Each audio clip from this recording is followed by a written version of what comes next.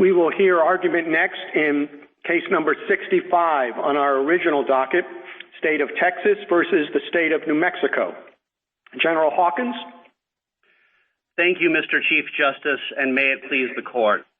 The River Master's decision to award evaporative loss delivery credits to New Mexico effectively deprives the farmers and businesses of West Texas of a year's worth of irrigation and threatens incalculable economic harm should New Mexico redeem those credits during a drought year.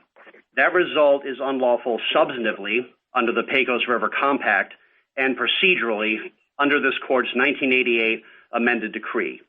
New Mexico and the River Master have offered only two theories justifying these delivery credits, but each violates the plain text of the compact that Congress approved.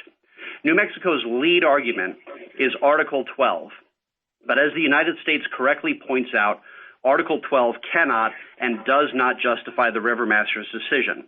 It applies only to consumptive use of water by the United States, and there was no use here at all. The United States merely re-regulated the water for public safety purposes and released it not when it could be used, but when the public emergency expired. The only other substantive provision New Mexico and the River Master have pointed to is C5 of the River Master Manual. But C5 applies only in two situations, and neither one is presented here. The first is under Article 6D, when dealing with unappropriated floodwaters. But here, the River Master determined that these waters are not unappropriated floodwaters, and the parties haven't challenged that. So Article 6D doesn't apply. The second is under Article 12, which, as I mentioned a moment ago, is not implicated here, where there's no use at all. The compact sets the rules, and the manual simply turns those rules into math.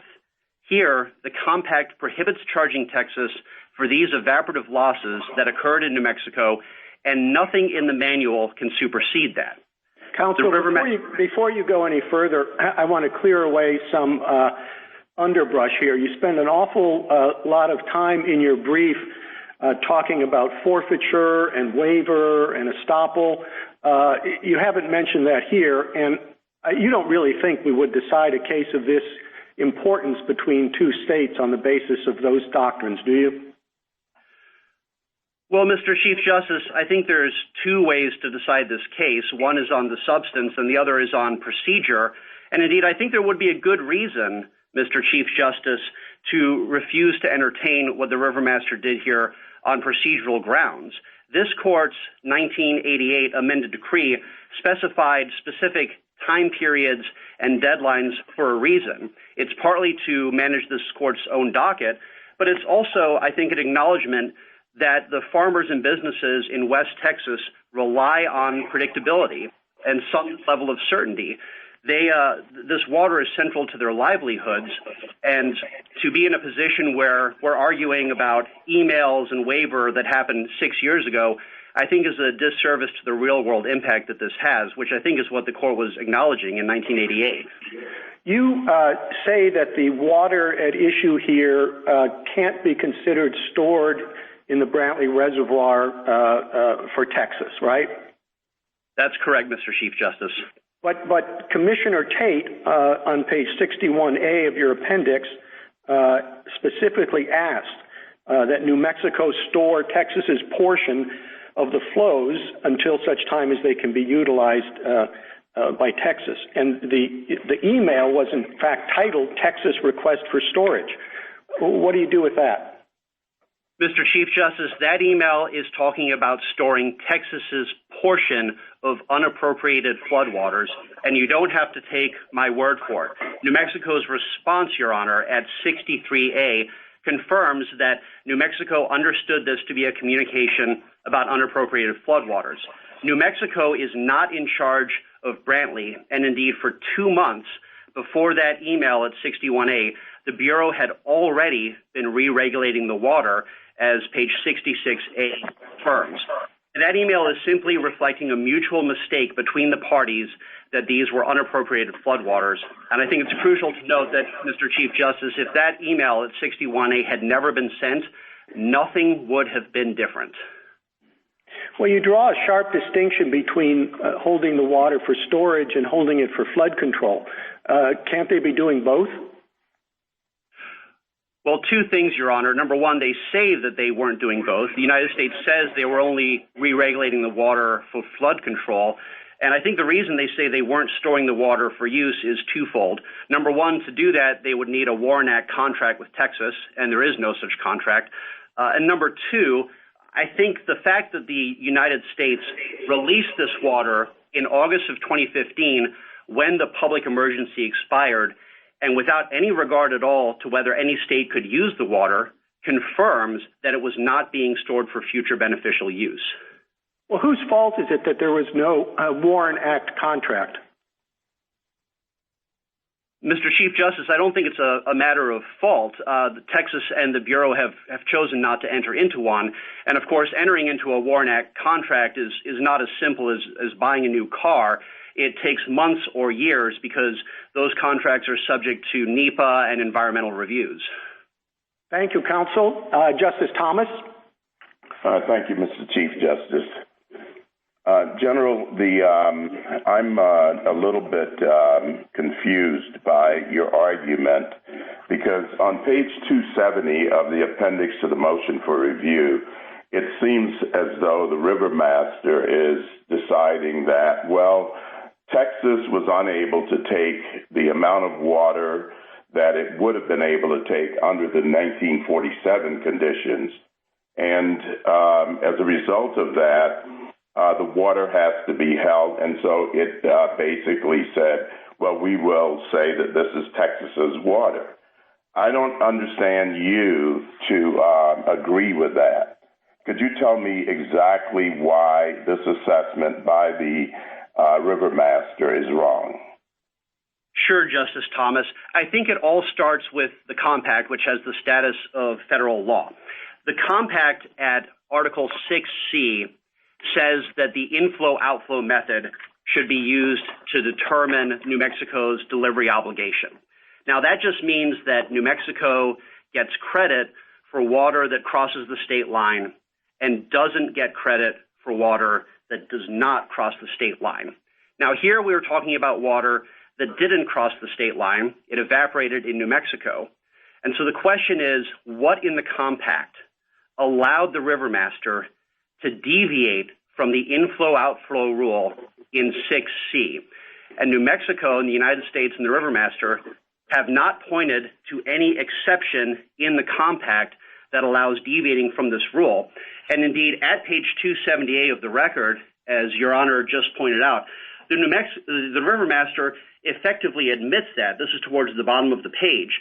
He admits that if these waters are not unappropriated floodwaters, then we're just going to use the regular inflow-outflow method.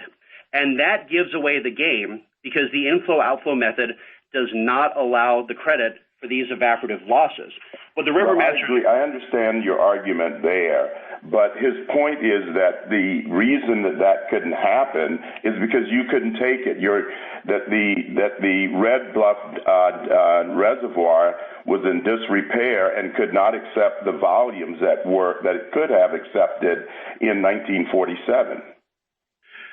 Justice Thomas, that's not correct because Texas began releasing water from the Red Bluff Reservoir in March of 2015 to make room for these anticipated inflows from the Brantley Reservoir. In February of 2015, the United States, or rather in January, and this is at page 137A, the United States indicated that it was going to begin releasing waters. In response to that, Texas started clearing out room in the Red Bluff Reservoir, but New Mexico objected to the release of the water at that time because of the ongoing disaster in Eddy County in southeastern New Mexico. That's why the Bureau held off until August, and we see that confirmed at pages 236, 137, and 68 of the Texas Appendix. So your submission is you could have taken the water, and it did not cross state line. It seems they're suggesting you couldn't take it, so that's why they held it for you. Justice Thomas, we began releasing 30,000 acre-feet of water from the Red Bluff Reservoir in March of 2015, and yet the water did not come in from Brantley because the United States was still impounding it because of the disaster in New Mexico. And but that's why you could have taken it. Yes, Justice Thomas. If the Bureau had began releasing water in March of 2015, we had cleared out room in the Red Bluff Reservoir to accept that water. Thank you. Justice Breyer? Well, I start where Justice Thomas left off. There's very technical stuff here, but as I understood it, and correct me if I'm wrong, there's some water that belongs to Texas. It hasn't got to Texas yet. And for whatever reason, I thought probably because Texas asked, New Mexico stores it in a reservoir. And then some of that evaporates. So the question is Texas given a debit for the amount that did it belong to Texas, the evaporated water, which you can't get because it's in the sky? And the river master says yes. That seems to make sense. That's why we appoint river masters, to figure those things out. You say, oh no, nothing in the contract, nothing in the basic document here, the agreement, the compact, nothing allows that. Well, the SG says, go read how they did it. They did it according to the report of the Engineering Advisory Committee, and that's how they decided that evaporation question. That seems right. And then he pointed to 6C, which says unless there's a more feasible method, you ought to use the report of the Engineering Advisory Committee. And that's what he used. So I understood this very simply. The water's gone. It evaporated. They go to the advisory committee's report. They use that and say the evaporated water is Texas's. And they look at, say, 6C and say, well, the master has the authority to do that. That's the kind of thing we appoint him for, as well as figuring out what all this means. So what's your response? So, Justice Breyer, I agree with Your Honor that this is straightforward, but I disagree with your conclusion. The starting point is that if the water doesn't get to Texas, then New Mexico doesn't get credited for it unless there's some exception that specifically provides for it. So the question then is, what exception would be implicated here? Well, we're talking about reservoir losses, water that evaporated. There are only 3 parts in the compact that speak to reservoir losses. One is 6D3. That can't be implicated here, though, because these are not unappropriated floodwaters, which is all that 6D3 is talking about. The second is Article 12, and that's not implicated here for the reasons that the United States has correctly set out. The other is Section 5D10, which only says that when you're dealing with reservoir losses, look to Article 6 to figure out what to do with them. So we're missing something in the compact allowing this deviation from the standard inflow-outflow method. And the core mistake that the United States makes, the United States gets many things right. They're correct about Article 12. They're correct that everything in the manual has to be tied back to the compact. But they're tying C5 to the wrong thing. C5 only applies in the situations that I've set out, and those situations aren't implicated here, so we can never get to C5 in the first place. Thank you. Thank you. Justice Alito? Counsel, could you begin by explaining very briefly what, as a practical matter, is at stake here? What would happen if you win as opposed to what would happen if you lose? Well, a couple of things, Justice Alito. Number one, if we were to win, we would, of course, wipe away the delivery credit that New Mexico has been awarded, and that's an extraordinary amount of water. It's a year's worth of irrigation that New Mexico would otherwise be entitled to sit on as a credit and cash in potentially during a drought year. But I think the broader implication, Justice Alito, is that I think to rule for Texas here would underscore what this court said in 1983, that only the compact controls. And it doesn't matter. My question went to the practical effect as to water. So your answer is that for some period of time, New Mexico would, at some point in the future, New Mexico would be entitled to refuse to deliver water that you would otherwise be entitled to and have a need for. Is that right? Yes, Justice Alito. Okay, I find this a very difficult case because it seems to me that everybody, both Texas and New Mexico and the Rivermaster, proceeded in a very informal manner. Statements and requests were made by a variety of officials and employees on behalf of the states. But to begin, it wasn't clear to me who is entitled on both sides to make commitments that are binding on the two states. Only the state commissioners, Justice Alito. Only the state commissioners. Correct, Your Honor. Okay. As to Article 12, is it your position this is not unappropriated floodwater? The Rivermaster, yes, Justice, the Rivermaster determined that this is not unappropriated floodwater, and nobody has challenged that determination. Now, if the Rivermaster had determined that it was unappropriated floodwater, then we'd still win, because unappropriated floodwaters must be apportioned 50-50 between the states, which, of course, the Rivermaster didn't do here. Do you agree with the Rivermaster that if this water had been released instead of being stored or impounded or whatever, re-regulated or whatever was done to it, you could have stored the water had you not allowed the storage capacity of your reservoir to be deleted below what existed under the 1947 condition? Well, no, Justice Alito, we don't agree with that conclusion. We were preparing room in the Red Bluff Reservoir to accept this water. But at the end of the day, Justice Alito, the Rivermaster's findings on that don't actually matter. Your Honor mentioned that this is a difficult, complicated case with a long record. I can try to make it easy for Your Honor just by pointing out that the Rivermaster has awarded a delivery credit that the compact doesn't allow for. And if the court reaches that conclusion, and to reach that conclusion, the court only has to look at the compact and the manual, everything else drops away.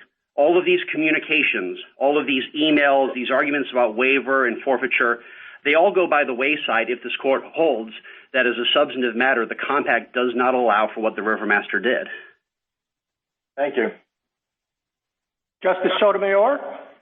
Counsel, is there an email of any kind or something in writing where Texas at any point is rescinding Commissioner or the Tate, Commissioner Tate's email saying, store the water for us? Is there anything in writing by Texas saying, release it and release it faster than you are? Well, Your Honor, that email doesn't exist because New Mexico doesn't control Brantley. The Bureau controls Brantley, and so presenting a request like that to New Mexico would be like me asking Mr. Wechsler if I can borrow Miss Hansford's car. Counsel, that's the whole point, which is, so why did Mr. Commissioner Tate send that email to Texas asking him to hold the water? Clearly, it seems to me that the assumption of holding the water was that the Bureau would act on behalf of Texas. And the Bureau confirmed at 236 and 137 and 68 that it was concerned about flooding in New Mexico, and that's why it was re-regulating the water. And indeed, New Mexico acknowledges that there were flooding concerns in Eddy County, and that was the source of the Bureau's action. This email that Your Honor refers to at 61A is simply a discussion between the parties about how to account for unappropriated floodwaters. But 2 years later, when the Rivermaster determines that these are not unappropriated floodwaters, all of these emails drop away and become irrelevant. But is there anywhere that you've told the Bureau, release it faster? Well, Your Honor, in March... You should have said it to New Mexico, but why didn't you say it to the government? Well, Your Honor, we were in regular communications with the federal government, and we see some of these communications in the record reflected in the government's emails, like the one at 68A and 236, that reflects the concern is in New Mexico, not in Texas. Assuming we were interested in the Article 12 issue, Is there anything in the compact or in any of the amendments to it that would preclude the court from relying on Article 12 when the Rivermaster didn't? Well, the court, of course, can apply federal law, Your Honor, which is what this compact is. The reason not to rely on Article 12 is because by its plain terms it doesn't apply. There's no consumptive use of water by the United States.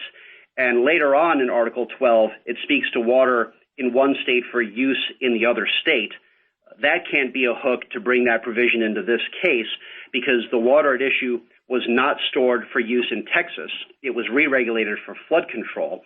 And the best evidence of that, Justice Sotomayor, is that the federal government didn't care whether the water could be used when it released the water from Brantley beginning in August of 2015. It released it without regard to use.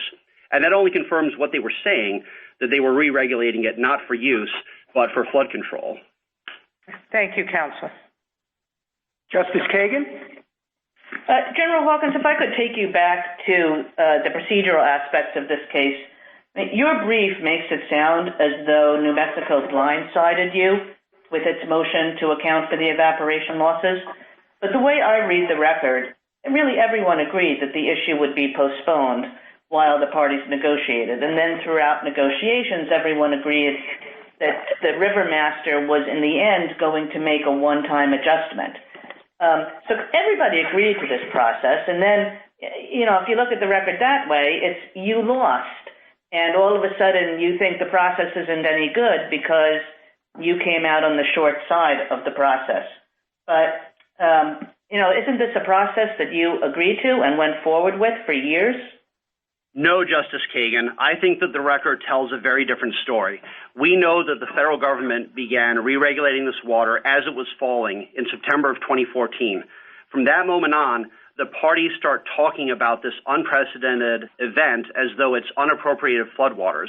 And for 2 years, the communications going back and forth are about how to account for unappropriated floodwater. And that's confirmed at 97A of the Texas Appendix and New Mexico Appendix, page 139. We see that that's what the parties have in mind.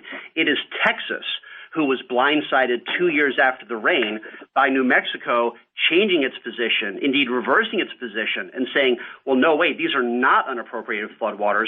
We actually think that they should be not split 50-50 as unappropriated floodwaters would be, but rather we think they should be charged entirely to Texas. And that's when they made their unilateral motion at page 44A of our appendix, and that's when we formally objected, saying that the compact in the decree does not allow for this. And when you say that all the emails are irrelevant to the determination of the substantive question, I take it that that's because you're saying that the emails are only about unappropriated floodwater. Is that correct? So it's the same kind of argument? Yeah, I think that's basically right, Justice Kagan. Really, the substantive argument doesn't depend on emails because the substantive argument depends only on the text of the compact and the manual. And without looking to anything else, we can tell from those documents that what the Rivermaster did is forbidden. Well, the text of the manual is the text of C5, at least in part, right? So the question is, why wasn't the Rivermaster right? And again, this is under a clear error standard under C5, given the text of those emails. Sure. So, Justice Kagan, I think 15A of the Texas Appendix helps answer the question. That's Chapter A of the Rivermaster Manual.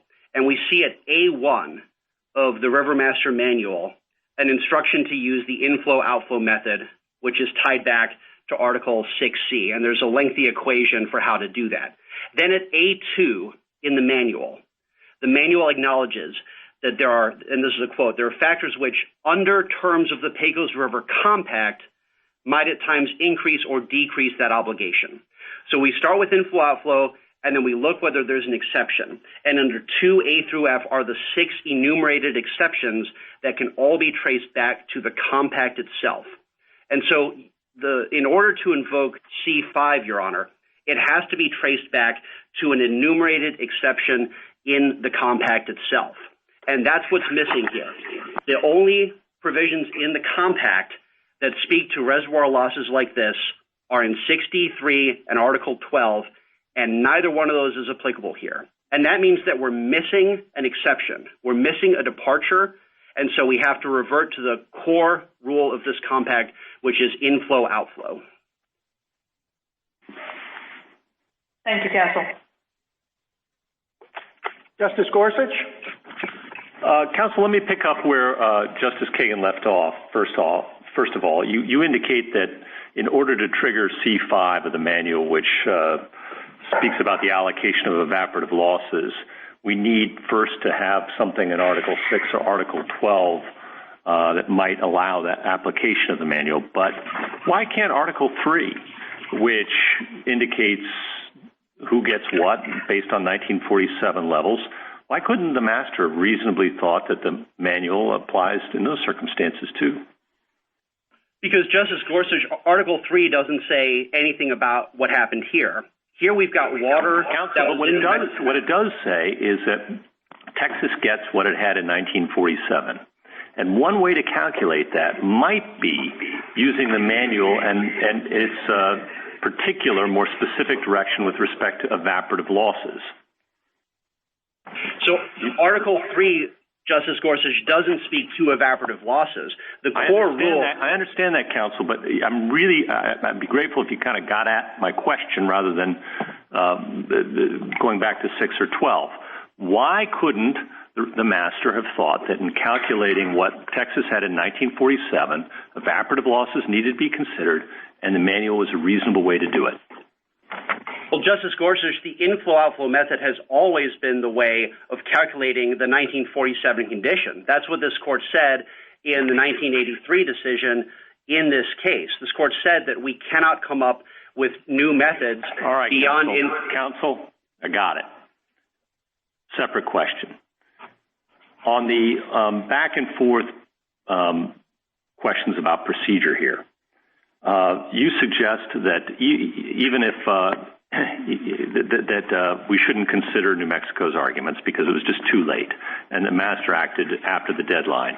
But it's not clear to me why, even if you're correct about all that, any of that is jurisdictional. Can you address that question? Sure, Justice Gorsuch. We think that this court's amended decree is analogous to something like FRAP 4, which imposes a jurisdictional notice of appeal deadline. We think that this is similar. We've got a federal statute called the Pecos River Compact, and this court is interpreting it in the amended decree and interpreting it to include certain deadlines for the administration of the compact. And so we think it's fair to say it's jurisdictional, but the court doesn't have to hold that to rule in my favor. Even if this is not jurisdictional, New Mexico is not entitled to equitable tolling because they haven't provided a reason why they would be entitled to equitable tolling. Thank you, counsel. Justice Kavanaugh? Thank you, Chief Justice, and good morning, General Hawkins. It's been argued that the appropriate standard of review of the River Master is clear error, a deferential standard. Can you respond to that? We agree, Justice Kavanaugh, that that's the standard. That's what this court said in the amended decree, and we easily satisfy that here because the River Master has violated federal law, and it is always clear error to violate the law. Okay, on the federal law point, I think your primary submission seems to be that it's not rooted in the compact, what happened here. But I just want you to respond to the idea that Article 6C of the compact and Article 3A refer to the inflow-outflow method. Then the amended decree points out that you should look to the manual, and the manual in turn talks about factors that may increase or decrease New Mexico's obligation, and C5 then seems to refer to precisely this kind of situation where there have been losses attributable to its storage in New Mexico. So which parts of that, you may take issue with several parts of that chain of reasoning. Have at it. Justice Kavanaugh, I agree with everything you said except for the last part tying C5 into this dispute. I agree that we have to start with the compact itself. The compact says use inflow-outflow unless there's a departure. Now we go to the River Master Manual, and we see, and this is page 15A of the Texas Appendix, we see A1 saying this is the equation for calculating inflow-outflow, and then at A2, it says that there are these departures under the terms of the Pecos River Compact. And what that means, Justice Kavanaugh, is that to invoke one of these departures, we have to be able to tie it back to the compact. And I think, Justice Kavanaugh, an analogy might be helpful regarding the Delaware River. C6 of the River Master Manual gives the math for dealing with the Delaware River. That's cross-referenced in A2F. And we see that tied clearly back to the compact itself in Article 3B, which describes the Delaware River water as one of these departures from inflow-outflow. The same thing goes for C5. We're talking about reservoir losses, which are spoken to in two places in the compact, and neither one's applicable here. And so we can't ever get to C5. And indeed, Justice Kavanaugh, even if you're not with me on that, C5 on its face does not apply. It's talking about the Texas allocation, but it doesn't tell us what that is. It's talking about water stored. This water wasn't stored. It was re-regulated. This water wasn't, and of course, none of that was at the request of Texas. Indeed, it was New Mexico that initially wanted this water re-regulated. So even on its face, C5 isn't applicable, but it cannot be tied back to an exception in the compact that would allow the deviation from inflow-outflow that the River Master performed. Thank you. General Hawkins, why don't you take a minute for wrapping up? Thank you, Mr. Chief Justice. I just want to emphasize that this case presents to the court a narrow, pure question of law. That question is whether the compact that Congress approved allows for the awarding of evaporative loss credits. Now, my friends on the other side have failed in their briefing to point to anything in the compact that allows this. We've got this general rule, inflow-outflow, and that prohibits awarding credits for water that doesn't cross the state line unless there's an exception in the compact. And that's the end of this case because there is no exception in the compact, and it's always clear error to violate federal law as the River Master did here. Setting all that aside, if this court wants to look to the equities, New Mexico has the equities all wrong. New Mexico is asking this court to give it something for nothing. It wants credit for water that it never delivered to Texas, that neither state could have used, and that would have caused environmental catastrophe in New Mexico had it been released by the federal government. On the other side of that ledger is the fact that Texas began releasing water from Red Bluff, wasted and unused, in March of 2015 to make room for the anticipated releases from Brantley. But because of what was happening in New Mexico, the federal government kept that water re-regulated until August of 2015 to allow Eddy County, New Mexico to recover. Between March and August of 2015, Texas released over 30,000 acre-feet from Red Bluff to make room for the Brantley inflow, and that water never came because of what was happening in New Mexico until the fall. Under these circumstances, it would be extraordinarily inequitable to deprive the farmers and businesses of West Texas of a year's worth of irrigation water. Thank you, Your Honor. Counsel. Mr. Wechsler. Mr. Chief Justice, and may it please the court. In this case, the court must determine whether Texas should be charged for evaporation of water that was stored in New Mexico at Texas's request and for Texas's benefit. The River Master appointed by this court determined that New Mexico was entitled to a one-time credit. The court should reject Texas's motion challenging the River Master's determination for two reasons. First, Texas should be responsible for evaporation loss from water stored at its request. The River Master found that, but for Texas's request, New Mexico would have released all water above its storage limit, and that water would have flowed across the state line into Texas. That finding is supported by the evidence and is not clearly erroneous. It is fair to charge Texas for the evaporation because if the water had not evaporated, it would have counted towards satisfaction of New Mexico's Article 3 obligation under the Pecos River Compact. The River Master used existing accounting procedures required by the court's decree and specific to paragraph 35 of the River Master Manual to credit New Mexico for the evaporation and put New Mexico back in the position it would have been but for Texas's request. Second, Texas argues that the accounting adjustment was untimely, but New Mexico was justified in relying on the procedures adopted by the Rivermaster for resolving the novel and complex accounting issues. As the Rivermaster found, the states knew from the time of the storm that a one-time credit would be retroactively applied in favor of New Mexico. With concurrence from the states, the Rivermaster notified the court of the unresolved accounting and established a procedure for deciding the issue. Neither state objected, and New Mexico was entitled to rely on the Rivermaster's procedure. Although the states were in regular contact on the issue, Texas did not question the timeliness of the Rivermaster's procedure until 3.5 years after the water had been stored. The court should deny Texas's motion. Counsel, your friend on the other side says that the water could not have been stored at Brantley for Texas in the absence of a Warren Act contract. I'd like your answer to that.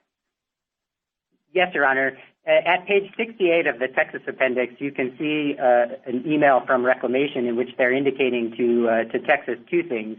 Number one, that the water Reclamation understood that at that point in July of 2015, the water was being stored for Texas. And second, Reclamation could no longer store the water on Texas's behalf unless Texas began to negotiate a Warren Act contract. We understood and understand that Texas always had the option of beginning to negotiate that contract, and if they had, then Reclamation would have continued to store the water. You emphasized throughout your brief the clearly erroneous standard for reviewing the Rivermaster's determinations. And it looks to me like we did say that in the 1988 decree. Is that right? It is, Your Honor. But I thought in an original action that we don't review findings under a clearly erroneous standard because the Rivermaster is not in the position of a district court, but is acting in our stead. And I certainly think there are cases that say that. How do you reconcile that? You're correct, Your Honor. In an original jurisdiction case, ultimately the court is responsible for all determinations. In this case, the liability has already been determined as between the two states. The court entered its amended decree, and it assigned the Rivermaster the duties of administering that decree. And so we're not looking at liability in the first instance. I would also say that there is agreement amongst the states that the clearly erroneous standard was applied. If you review the record, in fact, the states proposed the decree in the current form. And finally, we understand that the rationale for adopting the clearly erroneous standard was in part to ensure that a series of original actions were not elevated to the court to be decided. Instead, thank you, counsel. Justice Thomas?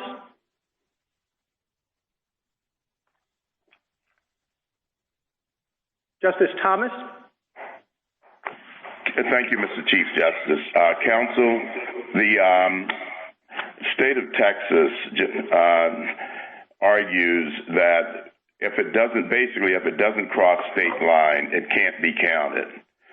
And on page 270 of the joint appendix, the Rivermaster suggests, it couldn't cross state line because Texas was not prepared to receive it. That's the suggestion. I'm not going to read all of the provisions. How do you react to that? Texas says we could have taken it, and it didn't come across, therefore it can't be counted. Well, two things, Justice Thomas. The first is the inflow-outflow method determines the obligation of New Mexico based on the amount of water that falls within New Mexico. And so here the flows from Tropical Storm Odile formed part of the water that New Mexico was obligated to deliver to Texas. And the record is very clear that but for Texas's request, New Mexico would have delivered that water to the state line. And the way in which Texas reads that provision, it would completely read out and make meaningless the provision of paragraph C5, and for that matter, Article 12 of the Compact, in that only those provisions only make sense to the extent that part of the allocation of Texas can be stored in New Mexico. As to your question as to whether or not the water could have been stored in Texas, I think the Rivermaster's finding on the 1947 is quite clear, and that is the amount of water that each state is entitled to is defined by the 1947 condition and the existing facilities in 1947. Because Texas allowed Red Bluff Reservoir to go into disrepair, it no longer had the ability to store the water.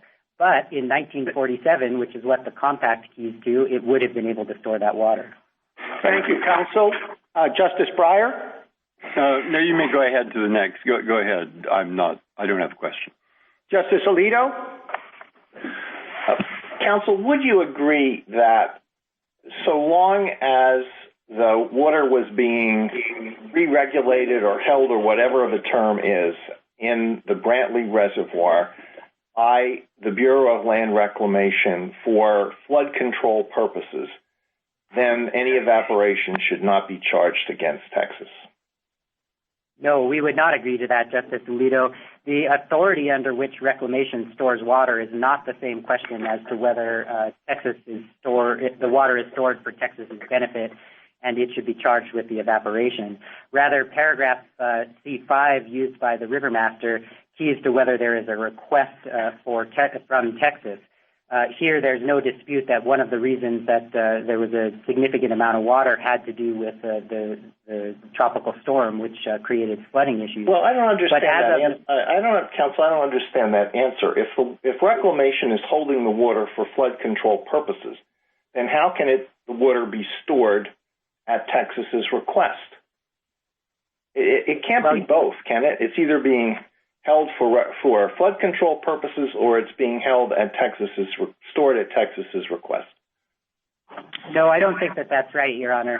The authority under which reclamation was operating was the Flood Control Authority. Its authority to do so is relatively broad.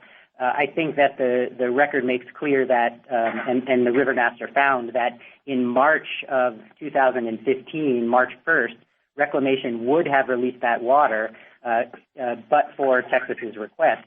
It continued to hold that water under its flood control authority, but that has no bearing on whether or not the paragraph C5 applies.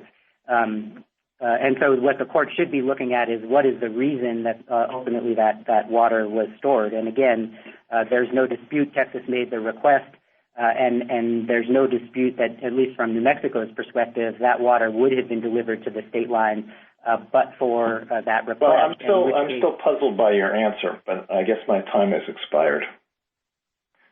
You can take some of Justice Breyer's time, Justice Alito. Well, all right. Let me move on to a different point then. The decree provides dates by which certain things have to be done. The final report has to be filed by July the 1st. Does the Rivermaster have the authority by amending the manual to say, well, I really don't have to file a final report by July the 1st. I can file some other type of report and then make changes to it retroactively? Well, Your Honor, the one-time credit that was made to the previous year's accounting was not made by virtue of an amendment to the Rivermaster manual.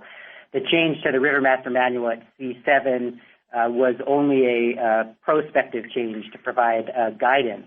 And I think what happens here... Prospectively, does the Rivermaster have that authority? Certainly not, Justice Alito. The master does not have the authority to change the amended decree, and we don't think that that's what happened here. Here, he did submit a final report. If you look to the 2015 final report, in particular at page 61A, there he identified the procedure that the states had agreed upon, the procedure to resolve what had been determined was an unresolved issue, and that procedure said either the states would resolve that by agreement, or absent that, one of the states could file a motion. Thank you, counsel. Thank you, counsel. Justice Sotomayor? Counsel, I'm a bit confused by what the special master did, and frankly, the fact that you haven't objected.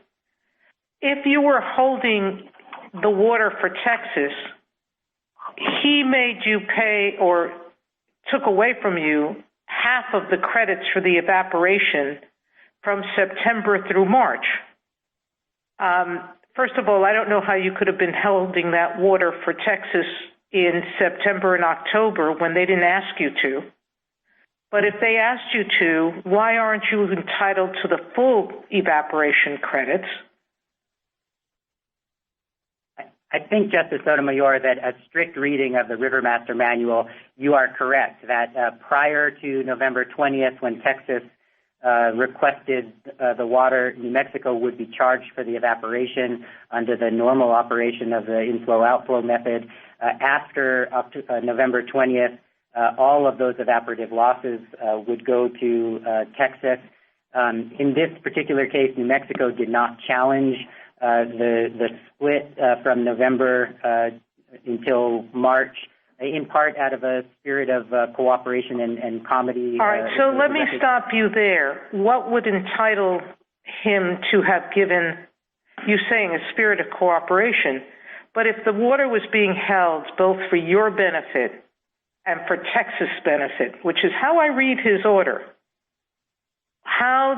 what does that mean under the normal terms of the compact? If you couldn't release the water, shouldn't you be paying for the evaporation? Well, I think that is exactly right. Prior to November 20th, New Mexico would be charged with all of the evaporation. And then if you look to paragraph C5, once the request was made, and I think that's when the water would have been released. You can see that at 234A as well as 62 and 63A. Then after November, all of that water should have been charged to Texas. Here, what the master said was, during that public safety period, both parties benefited, and therefore he split the evaporative losses. You could make a reasonable argument that was allowed by the River Master Manual in that because Texas benefits, it was for its use pursuant to Article 12 or paragraph C5. And then certainly New Mexico would normally be charged for that water, which we think is fair because normally water stored in Brantley is used for the benefit of New Mexico residents, and embodied in the compact is the principle that whichever party benefits from the storage should be charged with the evaporation. Thank you, counsel. Justice Kagan?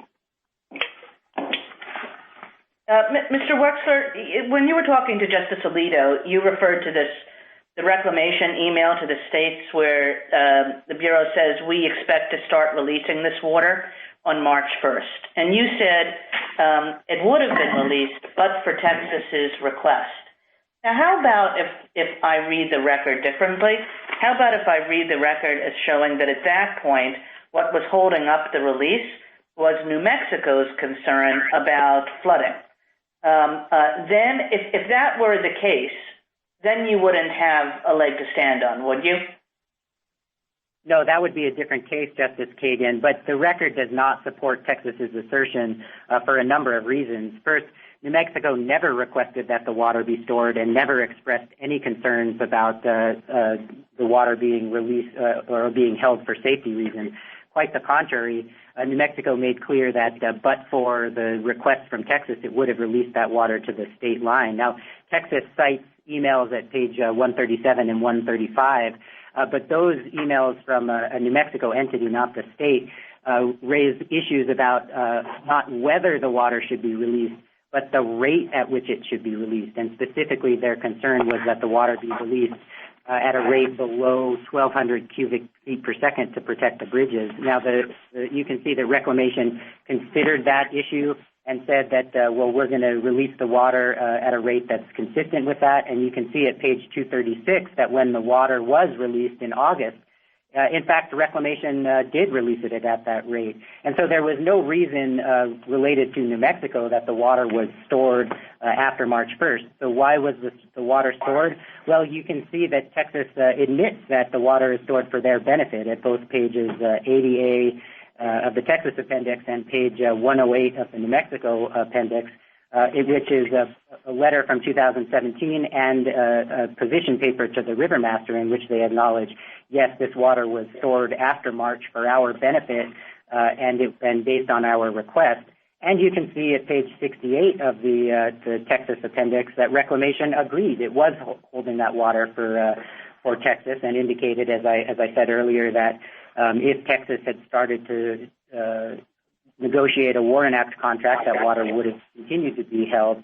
So that's why the Rivermaster rejected Texas's position. And we also think it's noteworthy that even though the states had been in regular contact for 3.5 years after the flood working through this issue, Texas never raised this position until May of 2018, as I said, 3.5 years after the flood. Thank you, counsel. Justice Gorsuch? I have no questions. Thank you, Chief. Justice Kavanaugh? Thank you, Mr. Chief Justice, and good morning, Mr. Wechsler. First, a contextual issue about the real-world impacts of this dispute. General Hawkins said that ruling for you would threaten the farmers and ranchers of West Texas. And I guess I have two questions off that comment. First, do you acknowledge that? And second, if you do acknowledge that, would ruling against you, or how would ruling against you likewise harm the people of New Mexico? If you could just zero in on the real-world impacts of this dispute. Well, I certainly agree with General Hawkins that this is a significant amount of water in a very dry part of the country. And yes, whichever state is unsuccessful here, it could have real life implications to the lives and livelihoods of the farmers.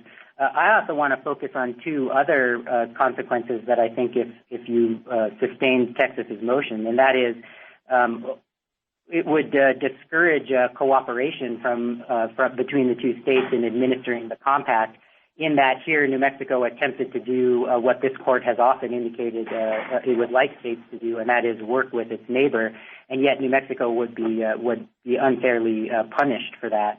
And second, we think that ruling against New Mexico and in favor of Texas would have the effect of elevating more of these issues to the court, because it would deprive the Rivermaster of the ability to be resolving these issues as part of his duties under the amended decree.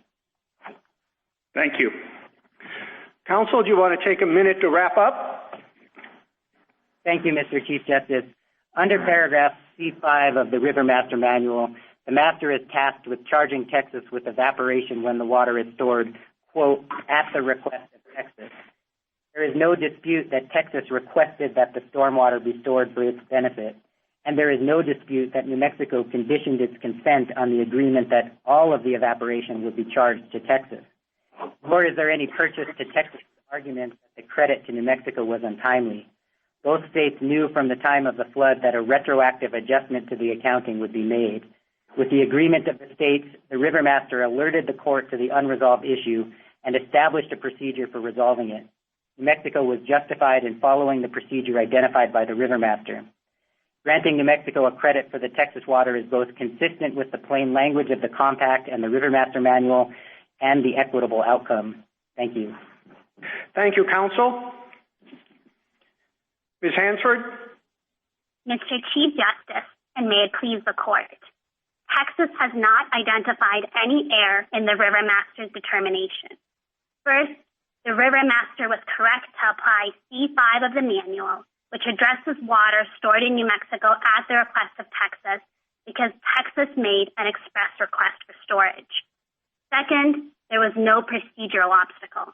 The 2014 Water Year Report specifically left open the relevant accounting and stated that the Rivermaster would resolve the issue on a motion by a single state.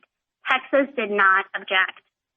The determination reaches a result that is both technically accurate and entirely fair. The Rivermaster found that but for Texas's request, New Mexico would have delivered the water before the evaporation occurred, meaning that it would have gotten credit for the full pre-evaporation amount. Ms. Hansford, I know that you don't think that Article 12 of the compact applies, unlike New Mexico. But what would the position of the government be under Article 12? Assuming it did apply, as New Mexico argues. Assuming that this is a consumptive use by the United States, which is the part where we agree with Texas, we don't believe it is. But assuming this is a consumptive use for the United States, we do think that the provided clause of Article 12 is triggered because the water was stored for use by Texas, even though Texas ultimately didn't end up using as much water as it expected and had to waste other water to make use for it. But then what the party that receives it ultimately does not address the question whether it was stored for use. So we do think the second clause would apply if you found that the article applies. And what do you think of the argument by Texas that the River Master erred in adding a provision to the manual without the consent of both states? We don't believe that is at issue here because that's not the procedure on which the River Master relied to make this adjustment. To make this adjustment, the River Master relied on the procedure he set out in the 2014 Water Year Report, which was suggested by the parties, to which Texas did not object. And if Texas had objected, New Mexico could have taken steps to protect its rights, like seeking an extension from this court or moving for a manual provision that's prospective, which it could have done on motion at that time. What was the authority of the Reclamation Bureau to store the water at Brantley for Texas in the absence of a Warren Act contract? The authority was, in fact, the Flood Control Authority, but I'd like to clarify, because the Flood Control Authority, we do think is entirely consistent with the River Master's findings in this case. Texas treats it as an on-off switch that either must be exercised or can't be exercised. But Reclamation has a lot of discretion, and the record reflects that it takes the views of the stakeholders very seriously. And as Justice Sotomayor... Thank you, Counsel. Justice Thomas? Briefly, Counsel, I'm a bit confused as to which approach to take. Texas says that Texas allocation refers to what it should have gotten under 1947 conditions. You seem to suggest that it's what would have crossed state line. Could you give us a basis or give me the best argument for choosing one over the other approach? Yes, Justice Thomas. I think that Texas's position is inconsistent with the amended decree because it sets the Article 3 obligation as both a floor and a ceiling, and the amended decree makes clear that New Mexico is entitled to a credit for any overage. And so all the calculations the River Master does determines the full amount. And the procedures do not change in years where New Mexico is going to fall short or fall over. The point is that New Mexico would have gotten a credit for the full amount if it had been delivered earlier, as it did, I would note, for the 30,000 feet of water that didn't evaporate. And so that shows that everything counts, not just up until New Mexico hits that bare minimum it's required to deliver in a particular year. Thank you. Justice Breyer? Well, I just want to be sure I got your argument. Is this one argument? Look at 6C5, and it says, go use the engineering report if you want to measure water, which could be measured by the inflow-outflow method. Okay. So now we look at the engineering report, and the engineering report says when a Texas allocation is stored in New Mexico, any of the losses after that, called channel losses, are charged up to Texas. Now, is that how you're interpreting this or not? A couple of amendments to that, Justice Breyer. Yeah. First, I think this is the manual, not the engineering report. But under the manual, we think that the piece that matters isn't the channel losses, but the phrase that says this quantity will be reduced when a quantity of the Texas allocation is stored in facilities. Reservoir losses, I see. Reservoir losses. Will be reduced by the amount of reservoir losses, right. Exactly. All right. Now, he was asked that, I think, mostly by Kavanaugh. And what do you think of what their view is on what I just said and what apparently you came close enough? I'm close enough to you. I want to give you a chance to answer their argument. We think that C5 plainly applies by its terms. Page 61 of the appendix is a formal request from one commissioner to the other saying, it is my request that New Mexico store Texas's portion of the flows. And so this is just squarely within C5, and the river master treated it accordingly. I think it's a really straightforward application of C5. And I would note that now Texas, for the first time, is raising questions of the derivation of C5, but C5 was incorporated in this court's amended decree as an integral part of the decree. It was in the manual, the original manual that the court adopted at that time. And so it seems a little late to be doubting the river master's power to apply that provision.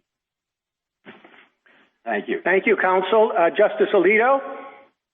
At a certain point, did the Bureau of Land Reclamation hold this water at Brantley for other than flood control purposes? Justice Alito, it was always under the Flood Control Authority, but the reason for the Flood Control Authority changed over time. In the first weeks after the storm, there were urgent public safety concerns, and there really wasn't any question Reclamation would exercise its flood control authority. But subsequently, as Texas's request makes and New Mexico's response to it makes clear, things shifted somewhat. And there are exchanges between Reclamation and Texas that indicate that Reclamation understood that it was really Texas's concern that was driving it. There continued to be flood control. Your answer seems to be yes. The flood control justification ended, and Reclamation continued to hold the water because Texas had requested it. Is that right? No, Justice Alito. The Flood Control Authority did not end because Red Bluff was full. So in that sense, it would cause a flood. But the natural solution to that was for Texas to make room in Red Bluff, and it was pushing back on that. As it indicates in its own filing at page 80, Red Bluff was asking Reclamation to hold as long as possible the water to give it the best chance to use. I mean, perhaps my grasp of this case is simplistic, but it does seem to me that the water must either be held for flood control purposes or for some other purpose. And for the period when it was being held by the Bureau of Reclamation for flood control purposes, it cannot have been held at Texas's request, which would have required a contract, which didn't exist. Justice Alito, we disagree. It's either or, but even if you think that's the case, we think there's some inherent wind down authority once Reclamation has slowed down the water, and it really has to work out with the parties. It's hard to know how it would force Texas to empty the water, but it has to have some amount of discretion to release that water and the parties. New Mexico was concurring in Texas's request. Reclamation was trying to accommodate everybody's interest to the extent it could until it felt it really no longer could. It became clear Texas wasn't willing to enter Warren Act compact under which it would pay for the storage. And then Reclamation felt like it had to release water. Did Texas ever suggest it wanted a Warren Act contract? Yes or no? My time has expired. Could you just answer that yes or no? No. Thank you. Justice Sotomayor? Counsel, I know you don't think Article 12 applies because you didn't use the water. But I have looked at the glossary from the Bureau of Reclamation, and it says any use which lessens the amount of water available for another use. So, for example, irrigation is a consumptive use because it depletes the available water supply, but it does it through absorption and even evaporation as well. And there you would say it was consumptive use. So assuming I disagreed with you, what would that do with respect to our decision making? Can we use Article 12 to explain the River Master's decision, even though he didn't apply that provision? Or do we have only the power to review the River Master's findings? Justice Sotomayor, let me take those questions in order. First, our argument on why this isn't a consumptive use by the United States isn't that evaporation isn't a consumptive use. It's that the United States didn't have an appropriated water right in this water. It only had an appropriated water right for the water below 42,000 feet, and we don't think a consumptive use includes evaporation that is not incident to an appropriated water right. You don't think your right to control flooding is a consumptive use? No, because under that authority, reclamation simply slows down the water. It doesn't change the ownership or other aspects of the water. But as to your second question, if you disagree with us on that, you can resolve this under Article 12. You certainly have the power to do that. We would just submit that because the River Master specifically relied on C5, and because application to C5 is so straightforward in this context, that would be the better way to resolve it, even if you disagree with us about the application of Article 12. Thank you. Justice Kagan? Ms. Hansford, what in Article 12 requires that the United States have an appropriated water right in order for this provision to apply? That's how we interpret consumptive use by the United States, Justice Kagan. No, but I'm asking why. Why is that language suggest an appropriated water right? Because the U.S. is holding the water and it's evaporating, and evaporation is a consumptive use. Sure, because it wasn't incident to any consumptive use by the United States. The United States only had a right to consumptively use the first 42,000 acre feet. And so because this was just incident to slowing it down, we think it's more accurately described as a reservoir loss, which the compact uses elsewhere. We think that's the more appropriate term in this circumstance. Okay, if I could go back to Justice Alito's questions. When you said initially the Bureau thought that there were flood problems, but then those concerns dissipated and Texas's desired for the Bureau to hang on to the water started driving the Bureau's decision making. But did that have anything to do with flood control? The reason it still continued to relate to flood control was because there would be a flood until Texas released water from Red Block. So really the discussion was over how hard to push Texas to take a step that would avoid the flood concern. And that's why I say this was kind of in a discretionary gray area. If New Mexico were resisting or if Texas weren't making this request, the analysis may have come out differently. And, we think the record supports the River Master's finding that it would have come out differently. But we do think there was a flood concern purpose. It's just that there were other options, and it was Texas that was driving it. And I think that it really wouldn't make sense for Texas to make the request that it did if it was irrelevant to the Reclamation Flood Control Authority. So I think that offers a lot of support for this interpretation. Thank you, Ms. Hansford. Justice Gorsuch? Counsel, I'd appreciate your thoughts on the timeliness question, whether Texas is correct that we lack jurisdiction to entertain this argument at all from New Mexico. Justice Gorsuch, we very much disagree. There's a jurisdictional problem here. Normally you would think of a jurisdictional time limit coming from a statute because Congress has the ability to limit lower court jurisdiction. Here there's no statute, and in fact, Article 3 sets out this court's jurisdiction. So we think the concept of a jurisdictional time limit really doesn't make sense in this context.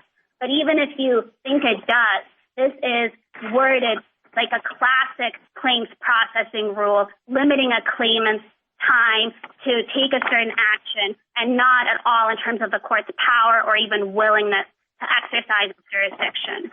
Do you believe Texas waived or forfeited any complaint about timeliness given its conduct in this case? We believe that Texas forfeited any argument that the 2014 process set out by the River Master is somehow improper. And we don't take a position on equitable estoppel or judicial estoppel if you disagree with us on that part. But we do think Texas's course of conduct is indicative of the party's interpretation of the compact and the amended decree to allow this type of procedure, at least when agreed by the parties, kind of as a fairly included in the River Master's authority to issue an accurate final report. Thank you. Justice Kavanaugh? Thank you, Mr. Chief Justice. Good morning, Ms. Hansford. Earlier in the argument, the Chief Justice asked a question about the clearly erroneous standard, and I wanted to give you an opportunity to provide any thoughts you had on that. Obviously, it was in the 1988 amended decree, but any further thoughts you have about the appropriateness of that standard?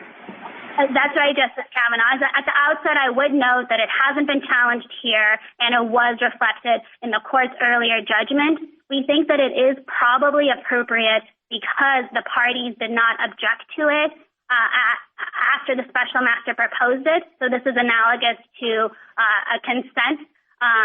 And so I would say it's analogous to Rule 53, where a special master is allowed to have a clear error standard of review just for factual determinations when the parties consent to it.